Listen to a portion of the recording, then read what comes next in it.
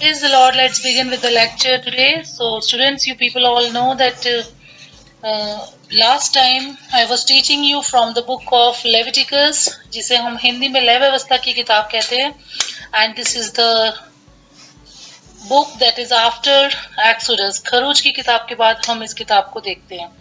तो मेरे अजीजों, हमने देखा अब तक हम आपको तोरा पढ़ा रहे थे. तोरा यानी कि हिब्रू में पेंटाट्यूक को तोरा कहा जाता है.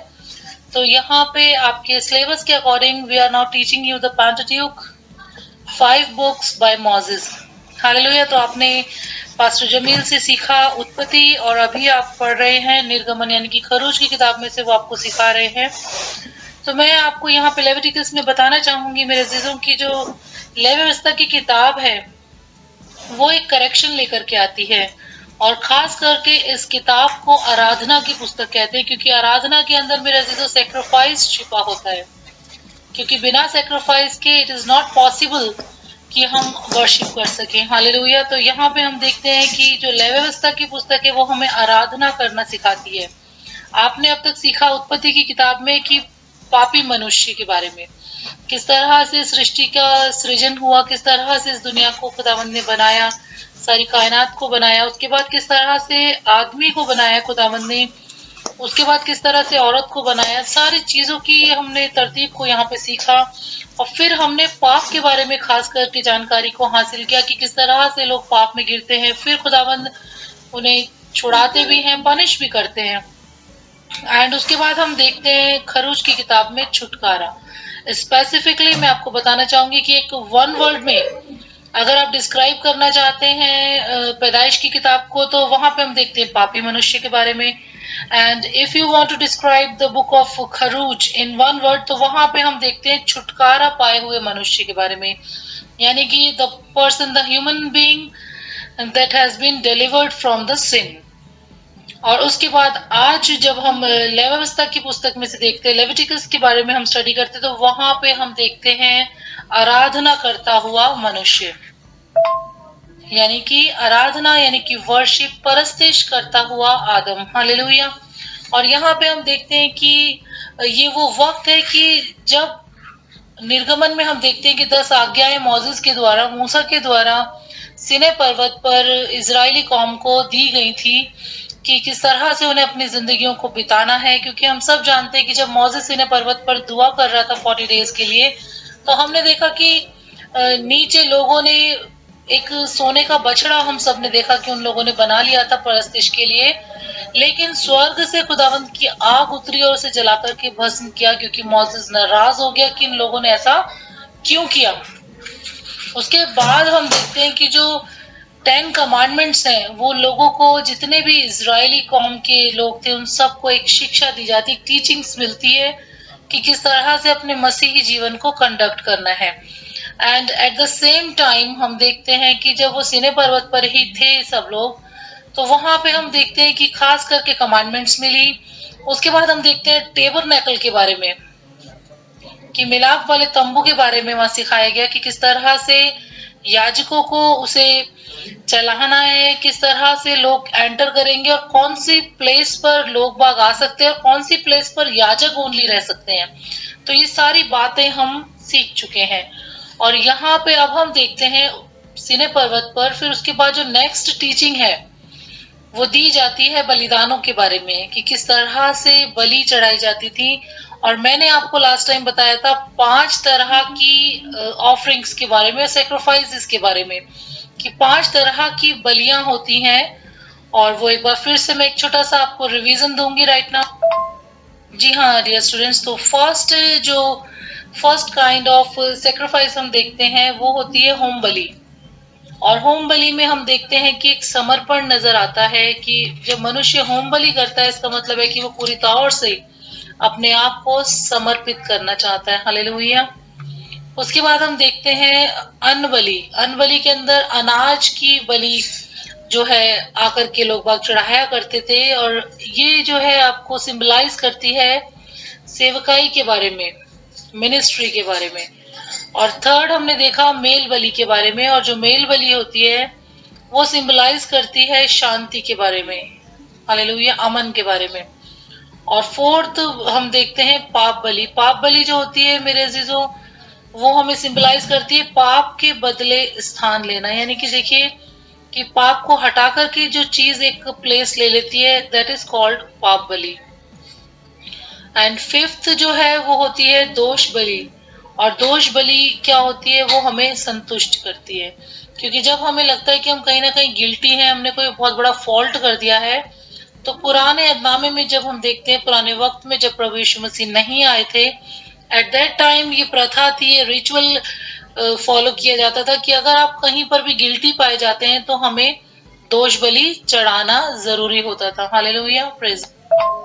यहाँ पे हम देखते हैं डियर स्टूडेंट्स कि जितने भी बलिदान हैं वो होम बलि से शुरू होते हैं और दोष बलि पर खत्म होते हैं। हालेलुया। और खास करके मैं ये कहना चाहूंगी कि जिस तरह से बलियां चढ़ाई जाती थी, आप सभी को ये मालूम होना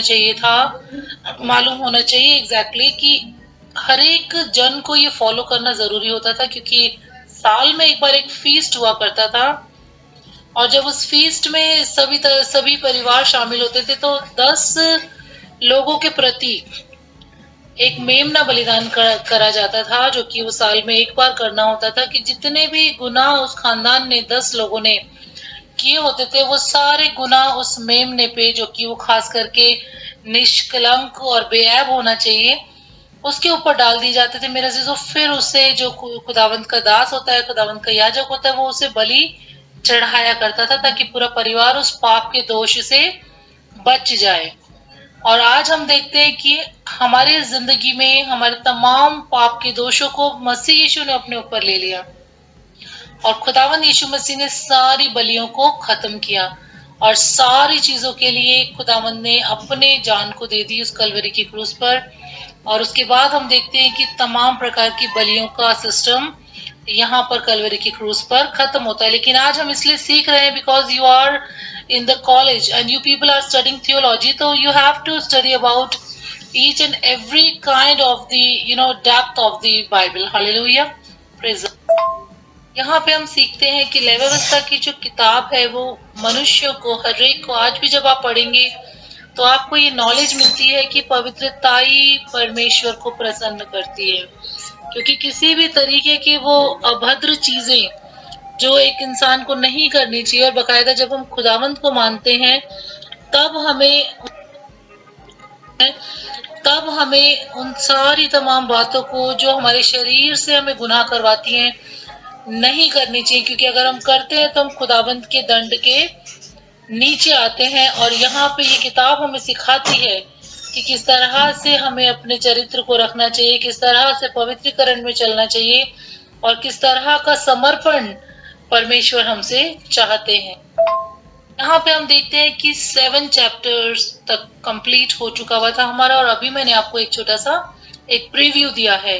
आप चाहें तो पीछे जाकर के पुराने लेक्चर्स में से आप इस लेक्चर को एक बार वापस से लिसन कर सकते हैं, स्टडी कर सकते हैं। अब हम यहाँ पे 8th चैप्टर से देखेंगे डियर स्टूडेंट्स। तो 8th चैप्टर से जब हम पढ़ते हैं तो यहाँ पे हम देखते हैं अब वक्त है कि बलि के बाद हम सीखते हैं याजक के बारे में, एक प्रीस्ट के बारे में, कि प्रीस्ट को खुदावंद ने क्या जिम्मेदारियां सौंपी, और वो कौन से गोत्र का होना चाहिए, उसे किस तरह की सेवकाई करनी चाहिए, किस तरह का जीवन यापन उसका होना चाहिए, क्या एक याजक कर सकता है और क्या एक याजक नहीं कर सकता। तो यहाँ पे हम याजक के बारे में, अबाउट द प्रीस्ट, हम सीखेंगे फ्रॉम चैप्टर 8 टू चैप्टर 10। ये हम देखेंगे, ये सबसे पहला क्वेश्चन उठता है कि जो याजक होते हैं वो कौन से गोत्र के होने चाहिए। सबसे पहले आपको पता होना चाहिए कि इजराइल के 12 गोत्र हैं, और आप सभी जानते हैं कि इजराइल किसको डिनोट करता है। इजराइल डिनोट करता है याकूब को, क्योंकि परमेश्वर ने याकूब को नाम दिया इजराइल, और याकूब के 12 बेटे थे, और उन 12 बेटों के नाम पर ही इजराइल के 12 गोत्र चलते हैं। और यहाँ पे हम एक खास बात देखेंगे कि इजराइल के 12 गोत्रों में से जो लेवी गोत्र है, उसी को सिर्फ ये अधिकार दिया गया था कि याजक जो होंगे वो लेवी के गोत्र के ही होंगे, सिर्फ लेवी के अलावा किसी भी गोत्र के याजक नहीं होते थे। तो हम यहाँ पे सीखते हैं कि कौन से गोत्र में से याजक बनते हैं। तो आपको पता होना चाहिए कि लेवी गोत्र में से यहाँ पे हम देखते हैं कि याजक बनाए जाते हैं।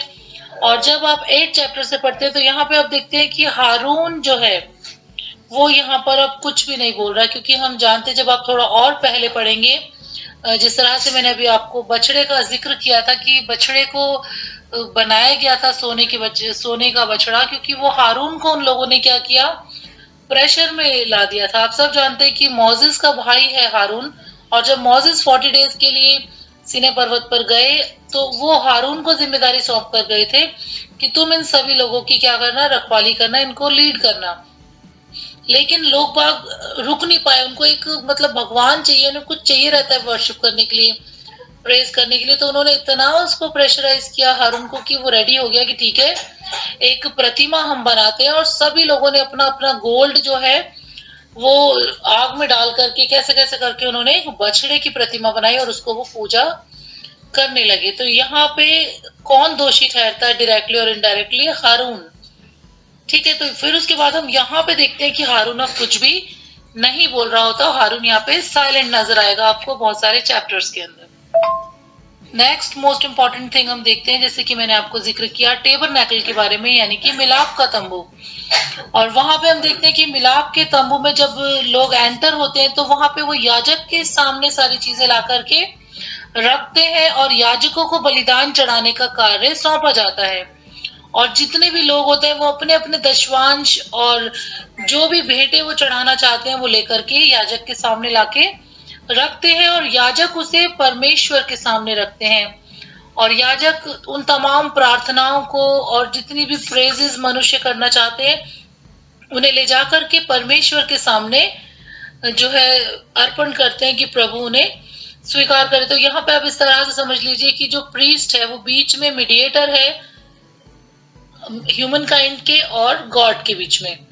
तो यहाँ पे इस वक्त में हम जिक्र कर रहे हैं मेरे अजीजों पुराने अहदनामे का, जब प्रभु यीशु मसीह नहीं आए थे। तो क्योंकि आज वक्त बिल्कुल डिफरेंट है, सारी चीजें बदल चुकी हैं, लेकिन क्योंकि हम स्टडी कर रहे हैं इसलिए हम आपको हर एक बात को, हर एक चीज को माइनरली समझा रहे हैं। Hallelujah, praise the Lord. अब एक और जरूरी बात हम यहाँ पे देखेंगे मेरे अजीजों की, याजक को भी बहुत ही पवित्रताई से रहने की जरूरत होती थी, क्योंकि जो वो अपना एक कॉस्ट्यूम पहनते थे उसके नीचे उन्हें एक एक कटिबंध बांधना होता था, जिसके बिना बांधे वो जो है पुलपेट पे नहीं जा सकते थे। और प्लस ये कि वो पवित्र हों हर एक तरह से, जिस्मानी तौर से भी और विचारों में भी उन्हें पवित्र रहना बहुत जरूरी होता था।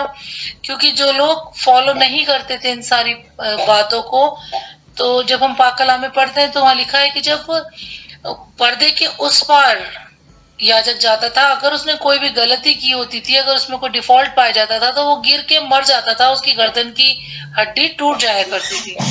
तो यहाँ पे हम देखेंगे पहला जो बात उन्हें फॉलो करनी होती थी प्रीस्ट को, याजक को, वो ये होती थी कि उसे आराधना करने से पहले, सारी बलियां चढ़ाने से पहले एक धोने का पात्र यानी कि एक बर्तन हुआ करता था जिसके अंदर पानी रखा जाता था, उसके अंदर उसे अपने हाथों को धोना होता था। और जो क्या सिंबलाइज करता था कि आप एक सेक्रेड लाइफ जी रहे हैं, एक पवित्रताई का जीवन जी रहे हैं। तो जरूरी था कि वो ये कस्टम को फॉलो करता था कि लोगों के ऊपर एक गवाही होती थी कि हाँ इन्होंने हाथ धोए हैं, इट मीन्स कि ये तमाम बातों से शुद्ध हैं। उसके बाद वो तमाम रीति रिवाजों को करते थे, जैसे कि दीवट पे जो है तमाम चीजें वहां रखनी होती थी, एक कैंडल स्टैंड हुआ करता था, जैसे कि आप जानते हैं रोटी की जो मेज होती थी उसको पार करते हुए वह सुखदायक वेदी के पास जाता था सभी लोगों के लिए प्रार्थना करने के लिए।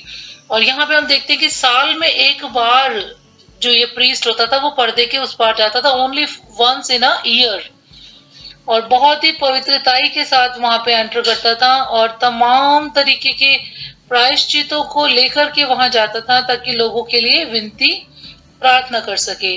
और आप देख सकते हैं रोमियो की पत्री 12 उसके 1 से 2 में, रोमियो की पत्री जब हम पढ़ते हैं मेरे अजीजों तो वहां पर भी पौलुस प्रेरित हमें बताता है कि सच्चा बलिदान क्या है, खुदावंद यीशु मसीह को किस तरह का बलिदान पसंद आता है। तो यहाँ पे लिखा है कि हमें अपने अपने मनों को पवित्र करना है, हमारा चाल चलन भी बदलता जाना चाहिए ताकि हम परमेश्वर की सिद्ध, भली और भावती इच्छा को अनुभव से मालूम कर सके, क्योंकि यही हमारा बलिदान है जो परमेश्वर को भावता है। क्योंकि अगर आप पवित्र नहीं हैं तो खुदावंद आपको ग्रहण नहीं करेगा। तो उस वक्त पे भी ऐसा होता था मेरे अजीजों, once in a year priest जो होते थे वो पर्दे के उस पार जाते थे और तमाम अपने लोगों के, जो लोग वहां पे अपनी अपनी अर्जियां लेकर के आते थे मिलाप के तंबू में, वो सारी अर्जियों को उस तरफ लेकर के जाते थे और उनकी दुआएं कबूल होती थी, बशर्ते याजक का जिंदगी जो होता है, उसका जो जीवन है वो पवित्रताई में पूरी तरह से होना चाहिए। क्योंकि अगर गलती होती थी तो मैंने आपको as I told you before कि उसकी मौत हो जाया करती थी। Hallelujah, praise. यहाँ पे हम देखते हैं कि तमाम देख रेख के लिए एक कैटेगराइजेशन किया गया था, क्योंकि देखिए हमारा जो परमेश्वर है वो गड़बड़ी का परमेश्वर नहीं है, वो सिस्टमैटिक लॉर्ड है जो कि हर चीज को तरतीब से पसंद करता है। तो यहाँ पे हम देखते हैं कि मिलाप के तंबू के अंदर सेवा करने के लिए आप सभी जानते हैं कि याजक और याजक के जितने भी सहायक भी होते थे वो भी लेवी गोत्र के हुआ करते थे। और यहाँ पे हम देखते हैं कि याजक ने सबकी जिम्मेदारियां बांटी हुई थी। कुछ लोग मिलाप वाले तंबू की देखरेख करते थे, कुछ लोग संगीत का प्रबंध करते थे, यानी कि प्रेजेंट वर्शिप के लिए जो भी यंत्र लगते थे, जो भी गाने बजाने का सामान उन्हें चाहिए रहता था, जिसे आप आज इंस्ट्रूमेंट्स कहते हैं, वो सारी देखरेख के लिए भी एक अलग टीम हुआ करती थी।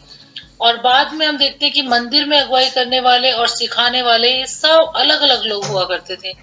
तो हम यहाँ देखते हैं कि इसी तरह से जब हम चर्च को चलाते हैं तो वहां पे भी हम अब सभी की ड्यूटीज को डिवाइड कर देते हैं कि प्रेजेंट वर्शिप की टीम अलग होती है और जो देख रेख करते हैं, केयर टेकिंग करते हैं, वो एक अलग टीम होती है। और इसी तरह से हम देखते हैं कि कल भी और आज भी एक सिमिलैरिटी है, वो ये है कि हमारा खुदाबंद सिस्टमैटिक लॉर्ड है, गड़बड़ी का परमेश्वर नहीं है। Hallelujah, praise.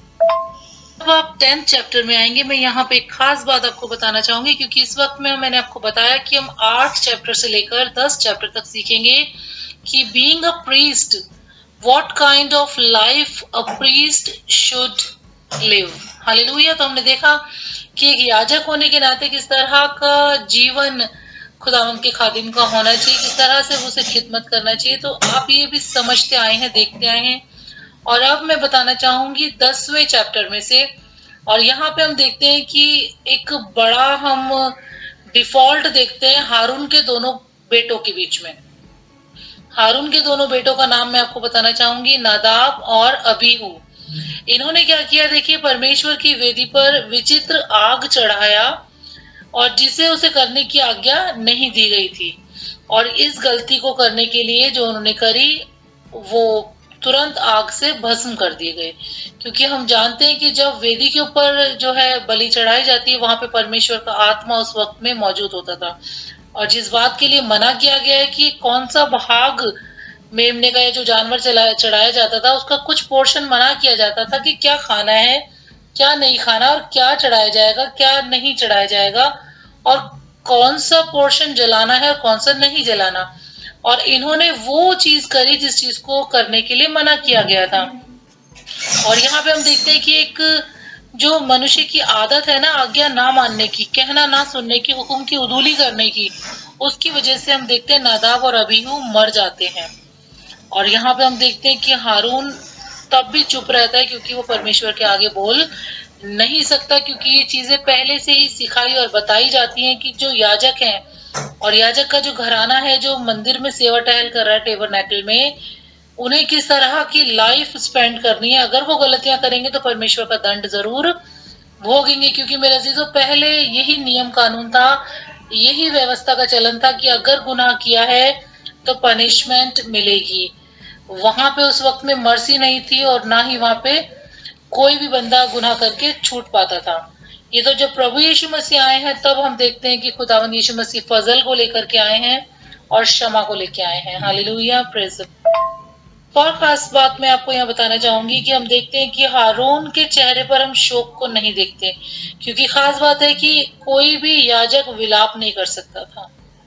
बिल्कुल भी वो आम लोगों की तरह किसी के मैयत पे रो नहीं सकता था, और ना अपने ऊपर राख लगा सकता था, ना अपने वस्त्र फाड़ सकता था विलाप करने के लिए, क्योंकि ये अलाउड नहीं था। और यहाँ पे हम देखते हैं कि उसने अपने प्रीस्ट होने के काम को निभाया और अपने चेहरे पर शोक का चिन्ह भी आने नहीं दिया।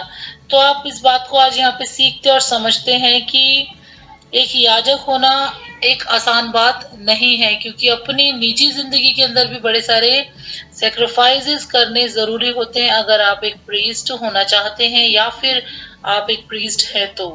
मैं चाहूँगी कि नए नियम में से आप रेफरेंस के लिए ज़रूर रीड आउट करें। इब्रानियों की पत्री 2 का 17, इब्रानियों की पत्री 4 का 15, पहला पत्रस 2 का 5, इब्रानियों की पत्री 10 का 12, 7 का 25, यूहन्ना की इंजील 14 का 6। और जब आप यहाँ पे इन सारे रेफरेंसेस को पढ़ेंगे तो आपको पता चलेगा कि जब हम प्रभु यीशु मसीह को बलिदान के रूप में देखते हैं तब हम सुंदरता और पूर्णता को देखते हैं।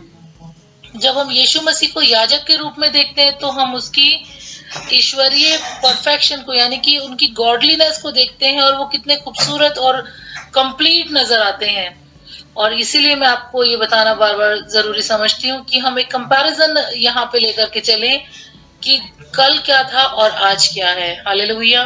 क्योंकि जब प्रभु यीशु मसीह ने कलवरी के क्रूस पर अपना बलिदान दिया तो मेरे अजीजों सारी चीजें हमें कंप्लीट नजर आती हैं, परफेक्ट नजर आती हैं। क्योंकि जब आप जीसस की तरफ देखते हैं तो वो एक परफेक्ट प्रीस्ट नजर आते हैं, वो हर तरह से परफेक्ट नजर आते हैं और वहां पे कोई भी गलती नजर नहीं आती, क्योंकि वो बेऐब थे, निर्दोष निष्कलंक मेमने के रूप में थे और उन्होंने अपने परमेश्वर तव को जाहिर किया, एक बेटे होने की पूरी जो है शिद्दत को निभाया। यहाँ पे हम देखते हैं, आप रेफरेंस के लिए जरूर देखें इब्रानियों 4 का 15। और यहाँ पे कुछ इस तरह से लिखा है, वो सब बातों में हमारी नाई परखा गया, फिर भी वो बेऐब निकला। Hallelujah, praise. हम यहाँ पे आज एक डिफरेंस को देखेंगे कि पहले क्या होता था कि बीच में एक याजक होता था जो सारे इल्तिजाओं को, दुआओं को लेकर के परमेश्वर के पास जाता था। लेकिन आज प्रभु यीशु मसीह के आने के बाद हमारा जो रिकंसिलिएशन हुआ है, हमें एक सीधा मार्ग मिला है, तो हम डायरेक्ट अपनी दुआओं को लेकर परमेश्वर के पास जा सकते हैं। बीच में हमें किसी याजक की जरूरत नहीं, क्योंकि खुदावंद यीशु मसीह ही हमारे याजक हैं। और जब प्रभु यीशु मसीह हमें मिल जाते हैं तो हम संपूर्ण हो जाते हैं। और यहाँ लिखा है, मार्ग, सत्य और जीवन में ही हूँ, जैसे कि मैंने आपको रेफरेंस में दिया है यूहन्ना 14 का 6। तो जब आप ये सब पढ़ते हैं सारे रेफरेंसेस, जब आप इब्रानियों 4 का 16 पढ़ेंगे तो वहां पे कुछ इस तरह से लिखा है, इसलिए पूरे लॉज कंप्लीट हो जाते हैं। हालेलुया। उम्मीद करती हूँ कि आपको ये चैप्टर सारे अच्छे से समझ आए होंगे, क्योंकि इसके बाद में हम सीखेंगे चैप्टर 11 से, और वहां पे हम देखेंगे 8 तरीके के फीस्ट के बारे में। तो वो मैं आपको नेक्स्ट लेक्चर में समझाऊंगी। आपके लिए इतना काफी है। God bless you all. Stay